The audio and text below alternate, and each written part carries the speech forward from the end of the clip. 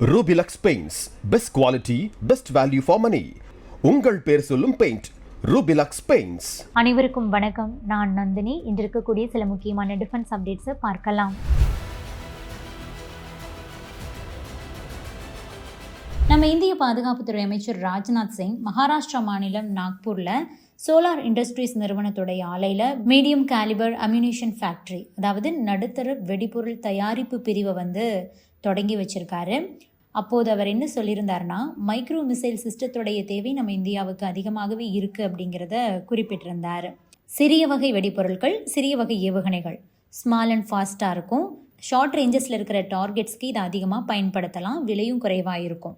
இதைத்தான் micro missile system அப்படின்னு சொல்கிறாங்க. இதில் வரக்கூடிய ஒரு பிரிவு தான் பார்கவஸ்திரா. இந்தியாவிலேயே உருவாக்கப்பட்ட கவுண்டர் ட்ரோன் சிஸ்டம். குறிப்பாக ட்ரோன், அதுவும் ஸ்வாரம் ட்ரோன்ஸ் மாதிரி கூட்டமாக வரக்கூடியதை சுட்டு வீழ்த்துறதுக்காகவே உருவாக்கப்பட்டிருக்கு. இதை தனியார் கம்பெனியான சோலார் டிஃபென்ஸ் அண்ட் ஏரோஸ்பேஸ் தான் உருவாக்கியிருக்காங்க. இது எதுக்குன்னா, பெரிய ஏர் டிஃபென்ஸ் மிசைல்ஸை வீசுறதுக்கு பதிலாக குறைஞ்ச செலவில் சின்ன ட்ரோன்களை நேரடியாக அழிக்கிறதுக்கு இது உதவுது. இது முக்கியமாக ஹாட்கில் செய்யக்கூடியது. அதாவது வரக்கூடிய அந்த ட்ரோன்களை ஜாம் பண்ணி நிறுத்துறது மட்டும் இல்லை, நேரடியாக போய் தாக்கி கீழே வைக்கக்கூடியதும் கூட. இது எப்படி வேலை செய்யும்னா, முதல்ல ரேடார், கேமரா சென்சார் மாதிரி சிஸ்டமில் ட்ரோனை கண்டுபிடிச்சி ட்ராக் பண்ணிடும். அதுக்கப்புறமா 2 வகையில் தாக்குதல் நடத்த முடியும். ஒன்று அன்கைடட் மைக்ரோ ராக்கெட்ஸ்.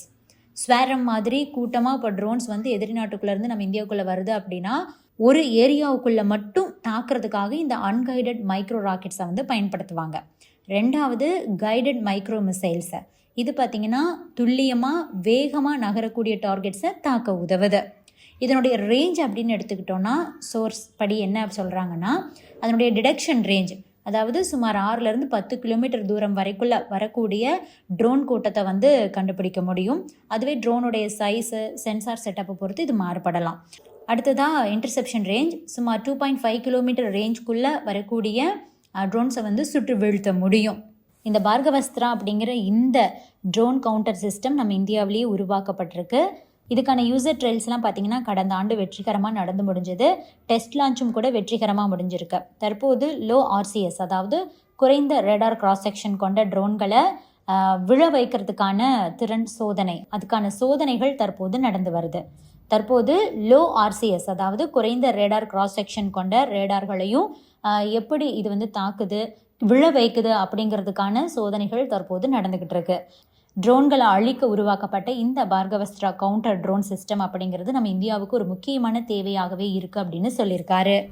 அடுத்ததாக கிரீன்லாந்து விஷயத்தில் ஐரோப்பிய நாடுகள் குறுக்க நிற்கிறாங்க. அதனால அந்த நாடுகளுக்கு எப்படியாவது வரியை விதிக்கணும்னு ட்ரம்ப் பிளான் பண்ணிட்டு இருக்காரு. இந்த நிலையில தான் அந்த நாடுகளெல்லாம் சேர்ந்து அமெரிக்காவுக்கு எதிராக ஒரு முக்கியமான ஆயுதத்தை கையில் எடுத்திருக்காங்க.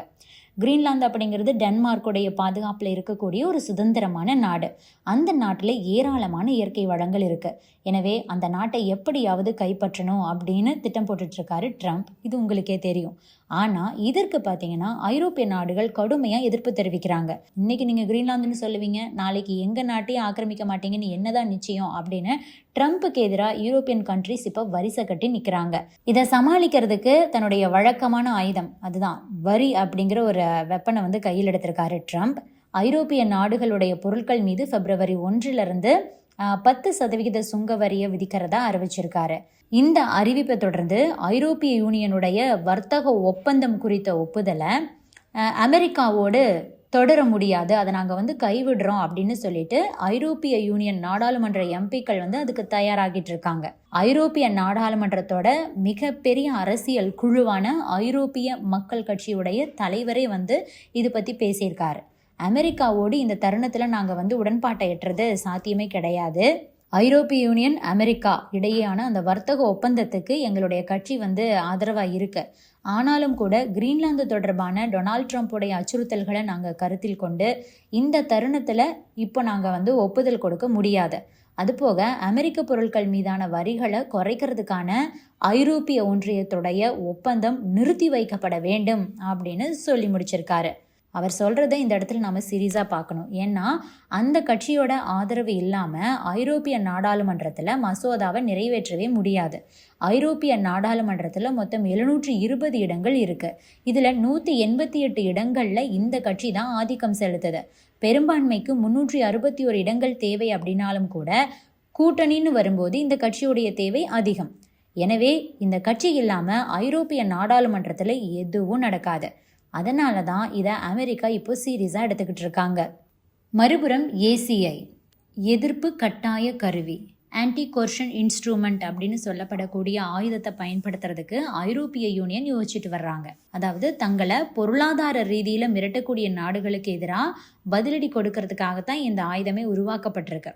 கடந்த காலங்களில் அமெரிக்காவும் சீனாவும் ஐரோப்பிய நாடுகளுக்கு எதிராக பொருளாதார நடவடிக்கையில் இறங்கியிருந்துச்சு. எனவே அந்த ஆயுதத்தை ஐரோப்பிய நாடுகள் உருவாக்கி வச்சாங்க. அதை பயன்படுத்தி அமெரிக்காவுடைய பொருட்களுக்கு இறக்குமதி வரியை அதிகரிக்கிறதுக்கும் நிரந்தர தடையை விதிக்கவும் முடியும். அதே மாதிரி அமெரிக்க வங்கி காப்பீடு மாதிரியான சேவைகளை ஐரோப்பாவில் தடை விதிக்க முடியும். அது மட்டும் இல்லாமல் அமெரிக்காவுடைய முதலீட்டை தடுக்கவும் முடியும். இப்படி பண்ணினாங்கன்னா அமெரிக்காவுக்கு ஒரு மிகப்பெரிய பாதிப்பு ஏற்படும். Apple, Microsoft, Google, Amazon, meta போன்றவற்றை இந்த ஏசிஐ ஆயுதம் நேரடியாக தாக்கும். இது மட்டும் நடந்தது அப்படின்னா உலக வர்த்தக போர் தொடங்கிடுச்சு அப்படின்னு தான் அர்த்தம். எனவே கிரீன்லாந்து விஷயத்தில் ட்ரம்ப் கொஞ்சம் நிதானமாக தான் மூவ் பண்ணுவார் அப்படின்னு சொல்லப்படுது. Subscribe to One India and never miss an update.